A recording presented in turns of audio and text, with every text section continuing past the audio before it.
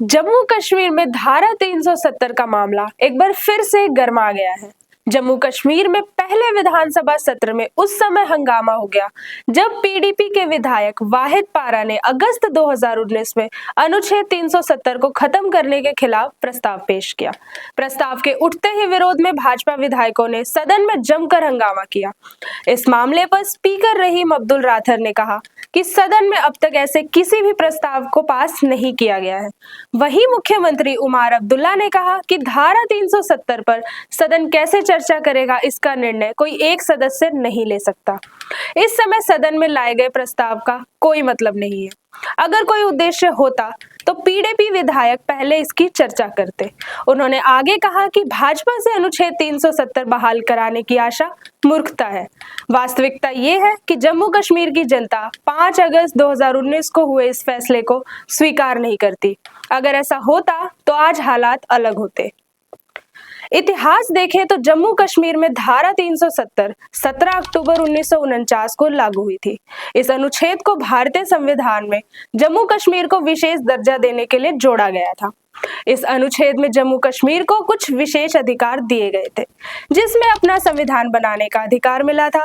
राज्य को अपना अलग ध्वज रखने की अनुमति थी। जम्मू कश्मीर में भारतीय संसद की विधायी शक्तियों को नियंत्रित रखा गया था। रक्षा, विदेशी मामले और संचार को छोड़कर बाकी मामलों में जम्मू कश्मीर को आजादी थी। संसद को राज्य में कानून लाने के लिए राज्य सरकार की मंजूरी लेनी होती थी और केंद्र के पास जम्मू कश्मीर में वित्तीय आपातकाल घोषित करने का अधिकार नहीं था। इन सब अधिकारों के होने से जम्मू कश्मीर भारत का हिस्सा होने पर भी हमेशा अलग नजर आता था। अनुच्छेद 370 को 5 अगस्त 2019 को हटाया गया, जिसके बाद जम्मू कश्मीर और लद्दाख 2 केंद्र शासित प्रदेश बन गए। सुप्रीम कोर्ट ने धारा 370 पर फैसला सुनाते हुए कहा था, यह जम्मू कश्मीर की विशेष परिस्थितियों में लागू किया गया था, जिसकी अब कोई जरूरत नजर नहीं आती।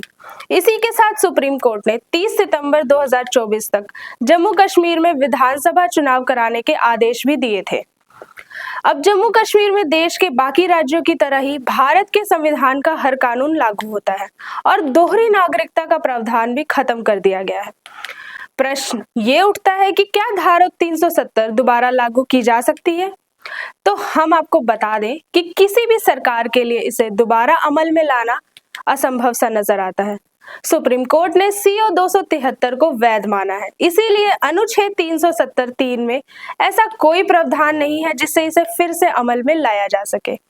यदि फिर भी अगर कोई सरकार ऐसा करना चाहे तो उसे अनुच्छेद 368 के रास्ते जाना होगा। अब यह अनुच्छेद 368 क्या है?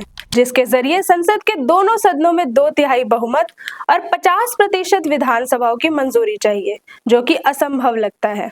इसलिए कहा जा रहा है कि जम्मू कश्मीर में धारा 370 को दोबारा से लागू करना लगभग असंभव है।